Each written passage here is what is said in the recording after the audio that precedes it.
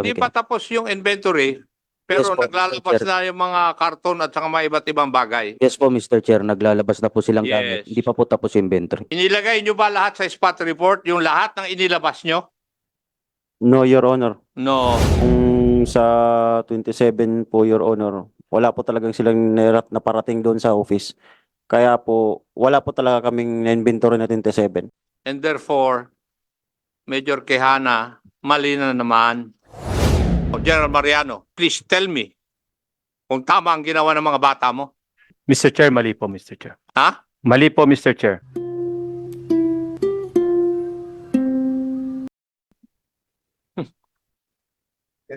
Oh, yan oh. Yan na. Oh, yan oh. Oh, may malaki pa oh. And at the same time, Mr. Sino yung mga nagbuhat nun? Pwede ba tumayo? Oh, pati si Demokrito. Ayaw ko nang tanongin si Demokrito eh. Pathetic liar to eh. Eh, syempre, kakampi yun dun sa mga boss niya dati. Ano naman? Ikaw nagbuhatin. Oh. Bakit nyo inilabas yun eh hindi naman subject sa search warrant? Hindi ka.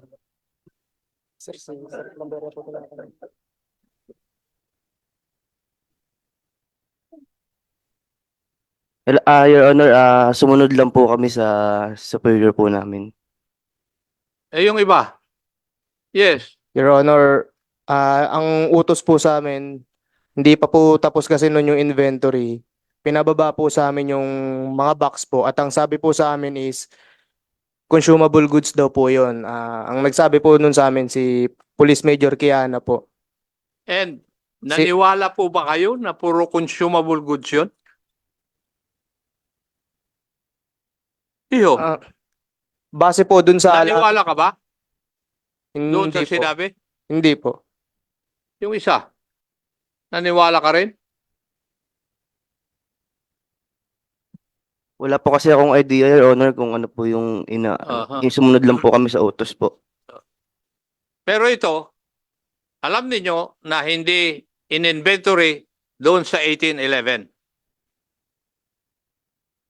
Ha? Hindi in-inventory sa 1811.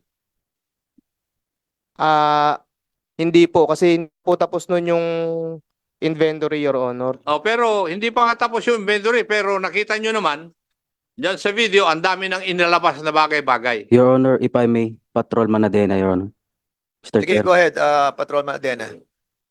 Mr. Chair, as ano po, assisting investigator po na nag-a-assist po sa seizing officer nung time po na yan, Mr. Chair.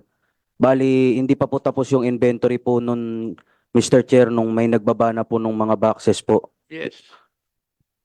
Kaya po, ano po, May tanong lang akong konti. So, nung nag-i-inventory sila, ibinaba na itong mga to at hindi to kasama sa inventory. yes, Mr. Chair, hindi po yan kasama sa inventory. Ang At alam kasama, niyo yun habang binubuhat nyo.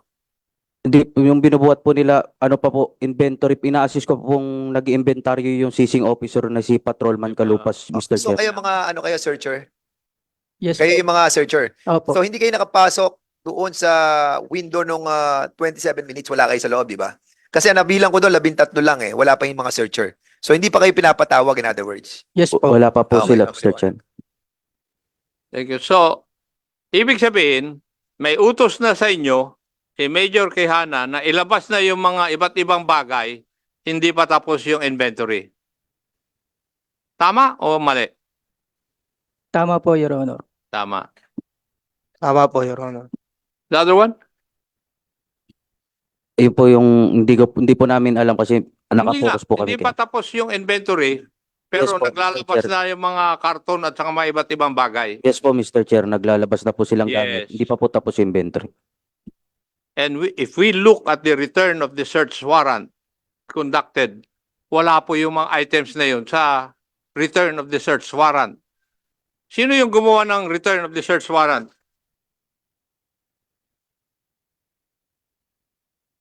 Yes. State your name. This is Chiro, Your Honor. Ikaw ang nag-return. Yes po, Your Honor. Can you tell this committee, lahat ba ng inilabas nyo ron ay sinama nyo doon sa return of the search warrant? Only in the spot report, Your Honor, yun lang po yung nailagay ko po sa return of search warrant.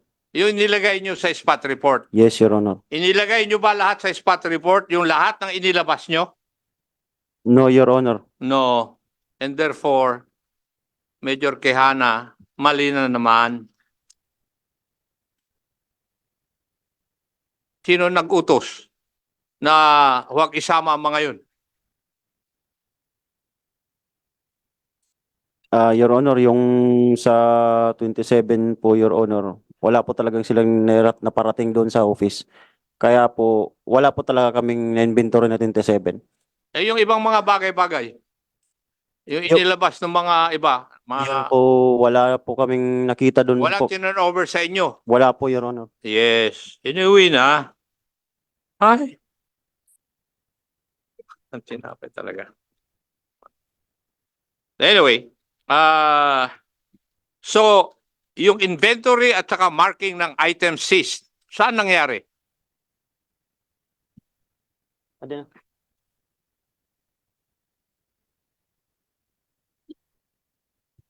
Sorry, Mr. Chair. Hindi. Saan nangyari yung inventory of all seized items? Nangyari po yung inventory seize items po doon po sa sa room po na nakita po kanina sa CCTV, Mr. Chair. Except for the 1811. 27 million. Except for the 27 million, Mr. Chair. At saka yung mga inilabas ng iba't ibang kasamahan nyo. Yes, Mr. Chair. Yes. Okay. Well, pero na-furnishan nyo ba yung owner ng 1811 dun sa result ng inventory nyo pursuant to the law?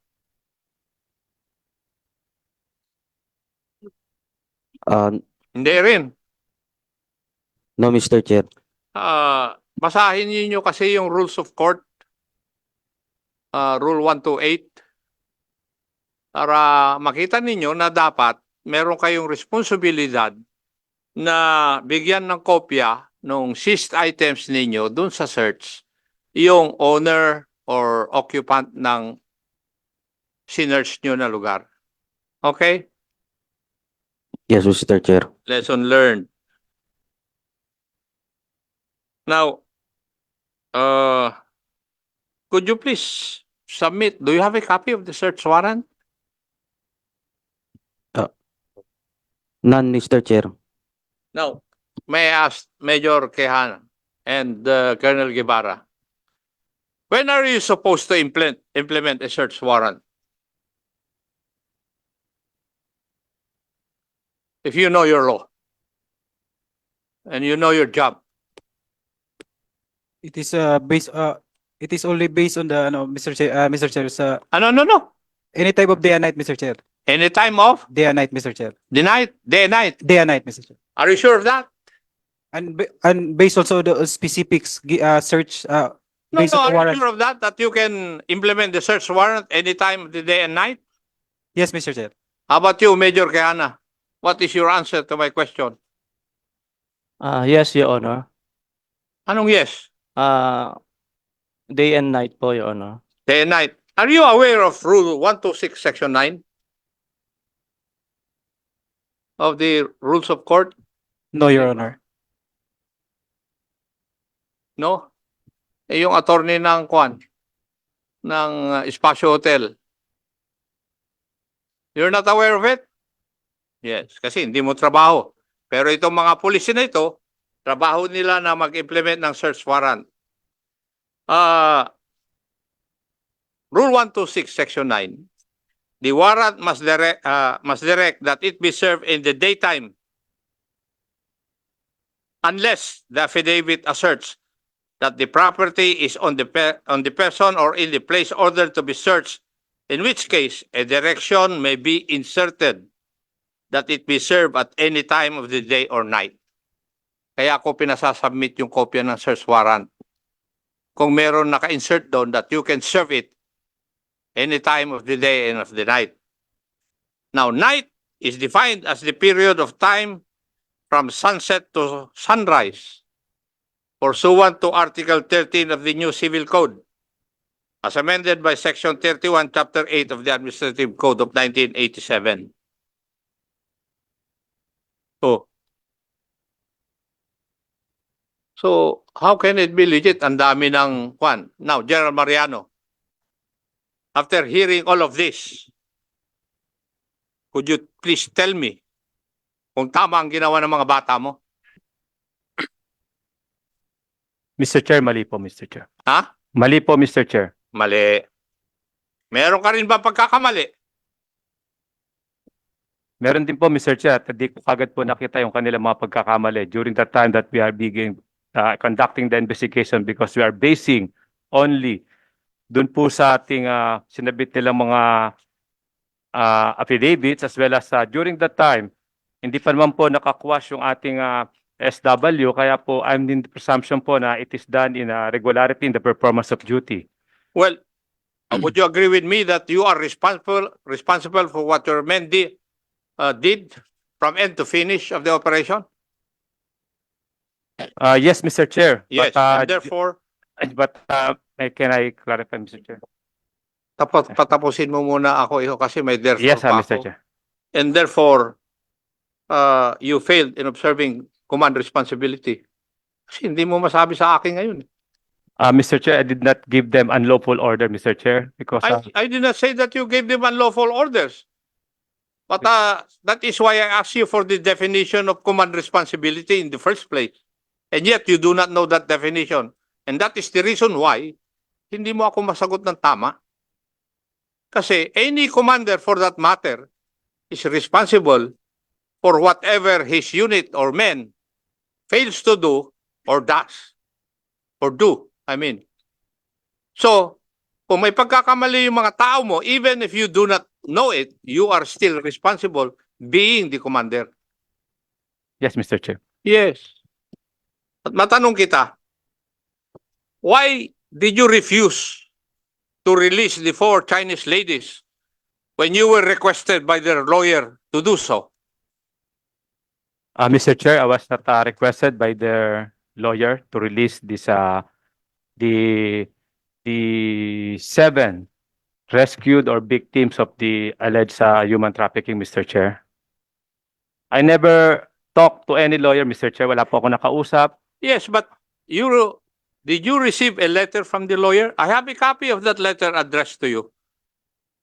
I Huwag mo just, sabihin na wala akong kopya.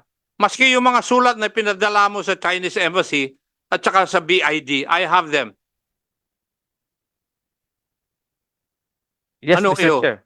And how many days were they detained from September 16? Sergeant Ruiz? How many days were they detained sa DSOU? 4 days, Your Honor. And then after Sorry, which, They will transfer to Tambo Police Station. who ordered the transfer? If I recall, Your Honor, Lieutenant Colonel Guevara. Yes. Now, Major Magsalos, bakit mo tinanggap? Hindi naman ikaw nakahuli. Hindi ka naman ng Office of Primary Responsibility. Mr. Chair, it was endorsed by the DSOU to use only the facility, but still Can that be done in the PNP? as rescued victims, Your Honor, Mr. Chair. You assume that they are rescued victims. Yes, Your Honor. It was Ikaw in- kasama sa it was Operation endorsed. Iho eh. Alam mo na hindi sila rescued victims. Kitang-kita na kinatok nyo yung mga kwarto ng ibang tao. Yes, Mr. Chair, I never denied that I was in that operation, but with limited participation only as area security, Mr. Chair, Your Honor. Area security. Pero the fact remains na tinanggap mo sa iyong custody yung 4 na Chinese victims. Saka, Would that be proper?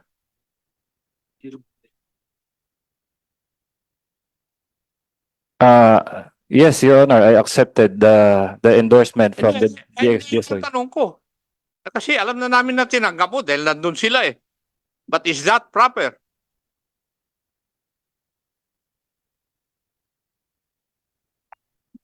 I believe, Your Honor, it's still proper because the facility of the Tambo Police Substation only was utilized. Well, They were ang nagbabantay po sa kanila is still personnel po from DSOU. now, Ito ko pare. sige. In relation